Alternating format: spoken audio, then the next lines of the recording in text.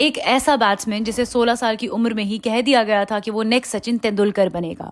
चाहे रणजी ट्रॉफी हो या उसका इंटरनेशनल डेब्यू, उसने आते ही सेंचुरी बनाकर सबको हैरान कर दिया था।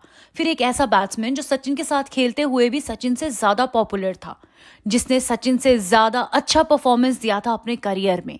फिर एक ऐसा बॉलर जिसकी बॉल का इतना आतंक था कि अच्छे अच्छे बड़े बड़े बैट्समैन क्लीन बोल्ड हो जाया करते। अब अगर टैलेंट के बेसिस पे बात करें तो हो सकता है इनका नाम आज के समय में सचिन तेंदुलकर के लेवल पे लिया जाता। तो फिर ऐसा क्या हुआ कि आज के समय में लोग जानते भी नहीं है कि ये कर क्या रहे हैं और इनके बारे में बात भी नहीं होती। जी हाँ, हम यहाँ बात कर रहे हैं पृथ्वी शॉ की, विनोद कांबली की और पाकिस्तानी बॉलर मोहम्मद आसिफ की। Hello and welcome to our channel just a telling you. आज हम इन तीन क्रिकेटर्स की बात करेंगे कि कैसे इतना ज़्यादा टैलेंट होने के बावजूद भी आज के समय में ये गुमनामी के अंधेरे में खो चुके हैं। और ये वीडियो हमें एंड तक देखकर ये भी समझ आएगा कि सिर्फ टैलेंट के होने से कुछ नहीं होता। अगर किसी फील्ड में आप हैं तो सीरियसनेस, डिसिप्लिन, फोकस और कंसिस्टेंसी की बहुत ज़्यादा ज़रूरत पड़ती है। तो सबसे पहले हम बात करेंगे विनोद कांबली की, जिनकी हाल ही में वीडियो बाहर आई है जहां पर ना वो सही से चल पा रहे हैं और ना ही सही से बोल पा रहे हैं। उनकी इस हालत को देखकर बहुत ज्यादा लोगों को बहुत बुरा भी लगा है। लेकिन अगर मैं बात करूं, एक टाइम ऐसा था जब उनका स्टारडम सचिन से भी ज्यादा था। इवन हर जगह सचिन से ज्यादा उनके पोस्टर्स दिखा करते थे। वैसे तो डोमेस्टिक क्रिकेट में बहुत अच्छा कर रहे थे कांबली, लेकिन वो लोगों की नजरों में आते हैं जब वो ओडीआई मैच में शेन वॉर्न के छक्के छुड़ा देते हैं, जहां वो एक ओवर में 20 रन बनाते हैं शेन वॉर्न के अगेंस्ट। और आप जानते ही हैं कि शेन वॉर्न कितने ज्यादा बड़े प्लेयर हैं। अब ये नया बैट्समैन सबका ध्यान अपनी ओर आकर्षित कर लेता है क्योंकि स्पिनर्स को ये बहुत ज्यादा अच्छे तरीके से टैकल करता था और वो टेक्निक आउटस्टैंडिंग थी। ये स्टाइलिश सा लेफ्ट हैंडेड बैट्समैन, लोग इसमें ब्रायन लारा की झलक देखने लगे थे। बहुत अच्छे से फील्ड पे बॉलर्स को धो रहा था, ये सब अच्छा चल रहा था। लेकिन फिर इनकी एक कमजोरी सबके सामने आ जाती है और वो थी short pitch balls. Short pitch balls को कांबली अच्छे से हैंडल नहीं कर पाते थे और बहुत बार तो स्टंबल होकर वो आउट भी हो जाते थे।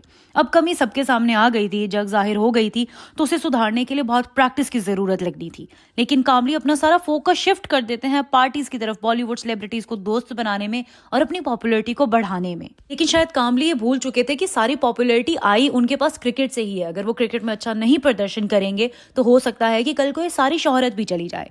जहां सचिन और दादा दिन भर प्रैक्टिस करते थे नेट पे, वहीं पर कांबली दिन भर गायब रहते थे और कोई डिसिप्लिन नहीं था लाइफ में, कोई फिटनेस पे ध्यान नहीं था। अब इन सब चीजों के बावजूद भी कांबली का टैलेंट इतना ज्यादा था कि लोगों में अभी भी उनकी पॉपुलैरिटी कोई कम नहीं हुई थी। अब ग्रेजुअली जैसे जैसे उनका ध्यान प्रैक्टिस पे से हट रहा था, फिटनेस भी नहीं थी, वैसे उनका फील्ड पे प्रदर्शन भी खराब होने लगा।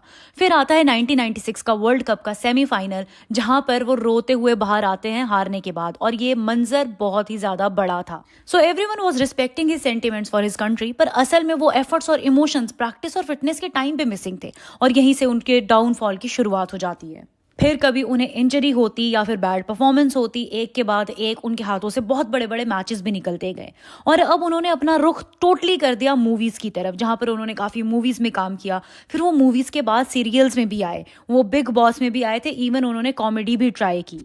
पर शायद वो भूल गए थे कि उन्हें सीरियल्स, मूवीज में रोल इसलिए मिल रहा है क्योंकि वो एक जाने माने क्रिकेटर थे। कहाँ उन्हें अपने क्रिकेट का गेम सुधारना चाहिए था और कहाँ वो निकल पड़े एक नई ही फील्ड में अपनी जगह बनाने के लिए। फिर उनका एक इंटरव्यू भी वायरल होता है जहां वो 1996 के मैच को फिक्स बताते हैं और कहते हैं कि इसी की वजह से मेरा पूरा करियर बर्बाद हो गया।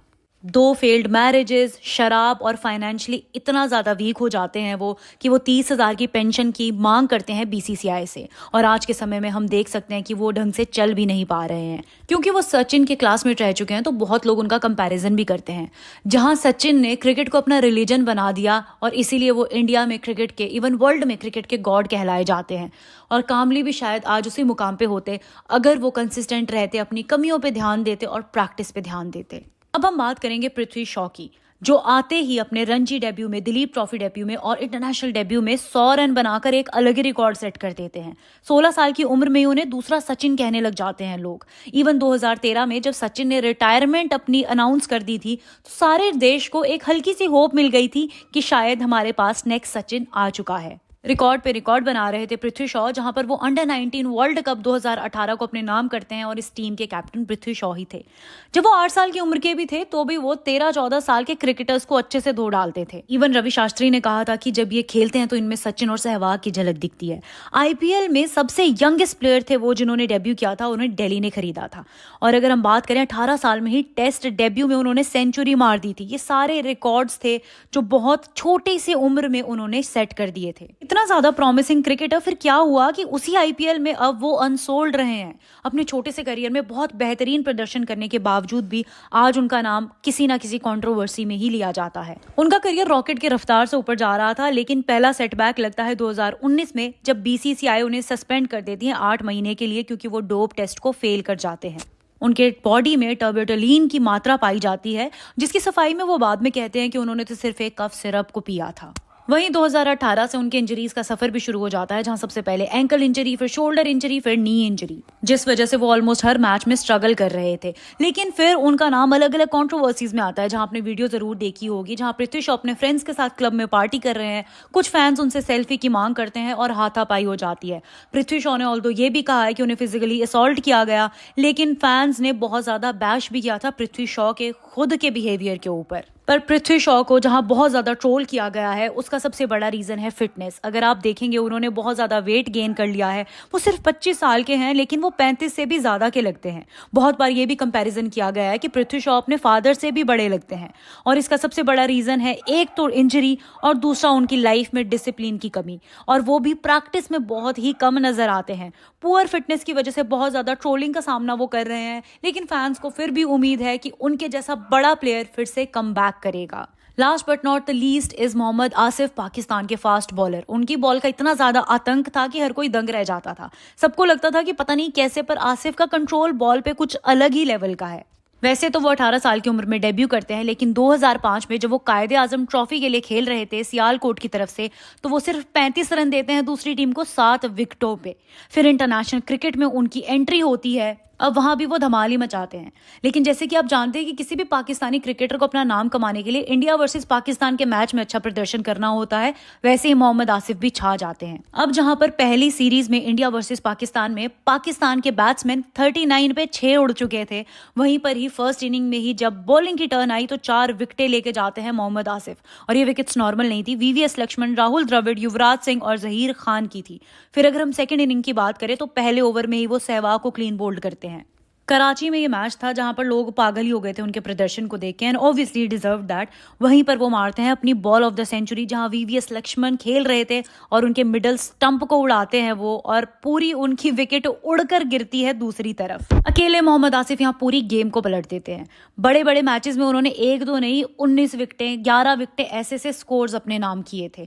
लेकिन फिर 2006 नवंबर में उनका डोप टेस्ट होता है, जहां पर वो डोप टेस्ट को फेल कर जाते हैं। ऑल्दो फिर भी 2007 में साउथ अफ्रीका के टूर पे वो 3 मैच में 19 विकेटें ले लेते हैं। पाकिस्तान मैच हार रहा था, लेकिन चमक रहा था मोहम्मद आसिफ। लेकिन फिर से 2008 में आईपीएल में सस्पेक्ट किया जाता है उन्हें, और फिर से वो डोप टेस्ट को फेल कर जाते हैं।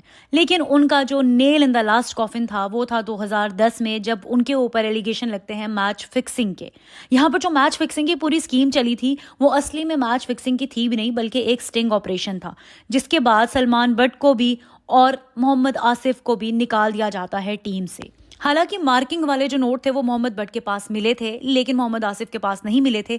लेकिन फिक्सिंग के अकॉर्डिंग जिस बॉल पर नो बॉल करनी थी, मोहम्मद आसिफ ने उसी बॉल पे नो बॉल की थी, और ऐसे ही उनका इतना चमचमाता हुआ करियर भी खत्म हो जाता है। बहुत ज्यादा लोगों का ये कहना है कि लड़कियों और नशे की आदत ने उनका पूरा ध्यान क्रिकेट पे से हटाकर दूसरी चीजों की तरफ कर दिया था।